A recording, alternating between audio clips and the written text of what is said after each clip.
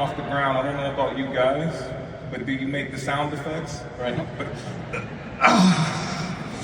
But, I don't know about you guys. Listen to yourself. Like, these things are gonna help you and improve on all of that. So I'm super excited about this program, and I'm honored to even have this program here today. Yeah, well, it's going to be, I think, a primal part of what health esteem is, looking at things from the function and how it's going to serve us, how we move throughout the world, as much as how we look within the world. So, and let's talk about that primal movement, because getting down on the ground, right? It's one thing to talk about it, and you even see it in the video.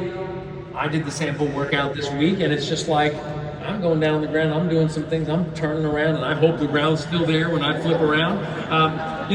What can people expect, and including the discomfort or the unfamiliarity of it? Like, how do they just work through that?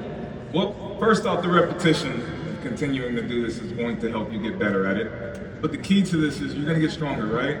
The focus is, as you're watching this video, you're learning a new skill.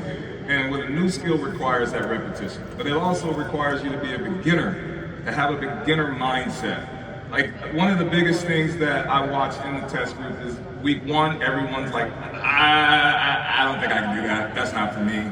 Then week two, they're feeling more confident and they're like, okay, I just did my first under switch. That wasn't as bad. And then week three, they love it so much that they want more and more of it.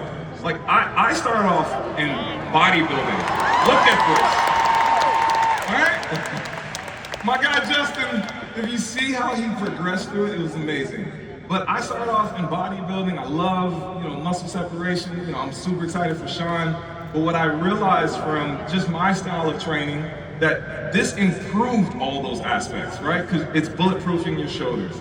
It's bulletproofing your wrists. It's bulletproofing your hips, your knees, your ankles. So I got stronger in my bench press. I got stronger in my squats and my deadlifts. So anyone who is looking to add this into their complementary of their programs, this is only going to help you benefit on this. And this is not something new, right? I didn't create this. This has been here. I call it ancestral roots, right? So guys, I love this. It's challenging, but it's rewarding. What about the fear that people have of that pressure on their wrists, especially if they haven't lost the weight yet? It can be a little uncomfortable. Are there options, modifications? Do they get stronger? How does that feel? What happens? So we have wrist mobilization to help you with your wrist, number one, right? But the thing that you will learn, remember the first time you picked up a dumbbell and you did your curls and you were sore and you were tired, right? It's the same transition, but you get stronger, you get better. When you start avoiding your wrist, what ends up happening, a number one cause of mortality is grip strength. If you have a weak grip strength, we know as you age, that will start to lead up to your elbow, that'll lead up to your shoulder, that leads up to your posture. Same thing if you have weak feet, that leads to your knees, that leads to your hips.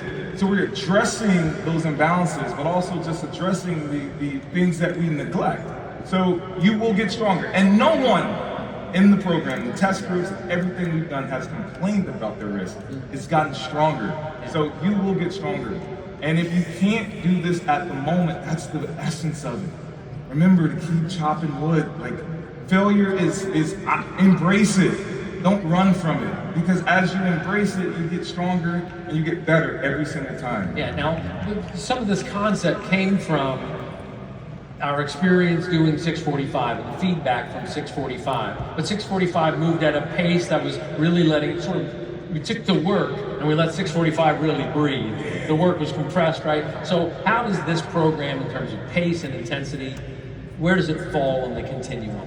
So it's a mixture of 645 and the prep. So if you've done the prep, it's shorter duration. It's a great program, by the way, but it's a little more dense, right? And it's utilizing your time better. I'm making sure that everything is built in, from the flexibility and mobility. Less narrative like 645. There's a lot of talking.